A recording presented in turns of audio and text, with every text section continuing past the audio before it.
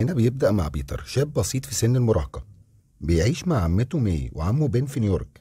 حياته ما بتكونش سهلة خالص، وبيتعرض للتنمر في المدرسة خصوصا من صديقه فلاش، وما بيكونش قادر يعترف بحبه للبنت اللي معجب بيها من سنين. في يوم مدرسته بتنظم رحلة علمية لمعمل أبحاث متطور، وهناك بيتعرض بيتر لعضة عنكبوت معدل جينيا. في الأول ما بيحسش بحاجة، بيرجع لبيته بينام. لما بيصحى بيكتشف إنه مش نفس الشخص اللي نام امبارح، وإنه بقى أقوى وعنده ردود فعل خارقة، وإنه بيقدر يشوف من غير نضارة وبيطلع خيوط عنكبوت من إيده. في الأول ما بيكونش مصدق، لكنه بسرعة بيبدأ يستغل قوته الجديدة وبيتمرن عليها في الشارع، وبيجرب إنه يتسلق الحيطان وبيقفز بين المباني، وبياخد شوية وقت لحد ما بيتعود على قدراته الخارقة. لكن زي ما أي قوة بتيجي لازم يكون معاها مسؤولية، بيتر كان عاوز يستخدم قوته علشان يكسب فلوس كتير، فبيقرر إنه يدخل مجال المصارعة علشان يجيب عربية تعجب ماري. وبيقدر بيتر إنه يفوز في جولات المصارعة اللي لعبها بسهولة، لكن الراجل اللي كان مسؤول عن الرهان بيخدعه وبيديله مبلغ أقل من اللي اتفقوا عليه. زعل بيتر في الأول شوية، لكن بعدها بيقرر إنه يكمل حياته عادي. بعد شوية بيدخل حرامي وبيسرق فلوس المصارعة، وبيشوفه بيتر وهو بيجري، لكنه بيقرر إنه ما يمنعوش، بيقول لنفسه مش مشكلتي. لكن الصدمة الكبيرة إن نفس الحرامي ده هو اللي بيقتل عمه بين بعدها بدقايق، وبيعرف بيتر متأخر وبيفضل يجري ورا القاتل. ولما بيمسكه بيكتشفوا انه نفس الحرامي اللي ساب له فرصه عشان يهرب. اللحظه دي بتغير حياه بيتر تماما، وبيفهم الجمله اللي قالها له عمه بين قبل ما يموت: القوه العظيمه تاتي مسؤوليه عظيمه.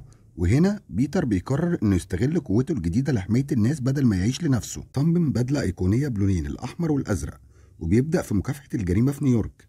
والجرايد بدات تتكلم عن البطل المقنع الجديد، والجميع بقى يسميه سبايدر مان. لكن مش كل الناس كانت بتحبه، خصوصا الصحفي جي، واللي كان رئيس جريدة ديلي، واللي كان شايف ان سبايدر مان مجرد مجرم مقنع. بيتر بيبدأ انه يشتغل مصور في نفس الجريدة، وكان بياخد صور لنفسه وهو سبايدر مان وبيبيعها للجريدة.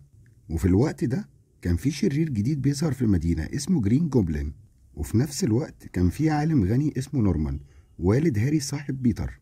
نورمان كان عنده شركة كبيرة وبيحاول يطور مصل يعزز بيه قوة البشر، لكن التجربة فشلت، ولما جربها على نفسه فقد السيطرة وبقى عنده شخصية شريرة اسمها جرين جوبلين. بدأ إنه يخرب كل حاجة، وهاجم رؤساء الشركات المنافسة ودمر معمل شركته القديم، وبدأ يحاول يسيطر على نيويورك بالخوف.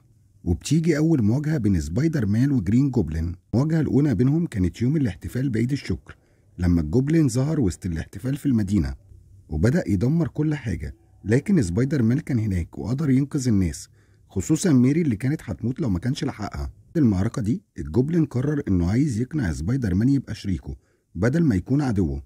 وفي ليلة وهو لابس القناع بتاعه مسك سبايدر مان وعرض عليه انه ينضم ليه، وقال له في يوم من الايام الناس دول هينقلبوا عليك، ليه ما نكونش مع بعض بدل ما نحارب بعض؟ لكن سبايدر مان رفض العرض، وهنا عرف الجوبلين انه لازم يتخلص منه. الجوبلين بدأ يراقب بيتر، وبدأ يلاحظ انه قريب من ميري، وده خلاه يستغلها كوسيلة ضغط على بيتر. مشهد مرعب، الجوبلين بيخطف ميري وبيرميها من فوق كوبري، وفي نفس الوقت بيهدد حياة مجموعة من الأطفال في أتوبيس. وهنا سبايدر مان كان لازم يختار ينقذ ميري ولا الأطفال، لكنه بذكاء قدر ينقذ الاتنين مع بعض، وده خلى الجوبلين يتعصب أكتر، وقرر إنه يخوض معركته الأخيرة ضد سبايدر مان. ووصلنا لآخر مواجهة وكانت من أعنف المعارك. الجوبلين بيضرب سبايدر مان بعنف وبيقول له إنه هيموت النهاردة، لكنه ما كانش عارف إن سبايدر مان عنده قوة التحمل والصبر، وبيقدر بيتر إنه يقلب الترابيزة عليه. وفي لحظة حاسمة الجوبلين بيخلع القناع وبيقول لبيتر: أنا نورمان والد هاري، ما تقتلنيش يا بيتر، أنا زي أبوك. لكن نورمان بيكون بيحاول يخدعه وبيشغل أسلحته في الخلفية علشان يقتل سبايدر مان من غير ما يحس. لكن بيتر بيتفادى الضربة، والجوبلين هو اللي بيموت بسلاحه. قبل ما يموت بيتر بيشيله بيرجعه بيته علشان هاري ما يعرفش ان ابوه كان الجوبلين. وبعد كل اللي حصل هاري بيشوف سبايدر مان واقف جنب جثة ابوه، فبيفتكر ان هو اللي قتله. قرر انه ينتقم منه. اما بيتر فكان عنده اختيار صعب، كان يقدر يعترف لميري بحبه، لكنها كانت في خطر طول ما هو سبايدر مان. علشان كده لما قالت له انها بتحبه قرر يبعد عنها وقال لها انه مجرد صديق. بعدها خرج ومشى لوحده وهو عارف ان حياته مش هتكون سهلة. سبايدر مان قصة عن المسؤولية والتضحيات اللي لازم نقدمها علشان نحمي الناس اللي بنحبهم. بيتر كان ممكن يعيش حياة طبيعية، لكنه اختار يكون البطل اللي الناس محتاجاه، حتى ولو كان التمن هو سعادته الشخصية.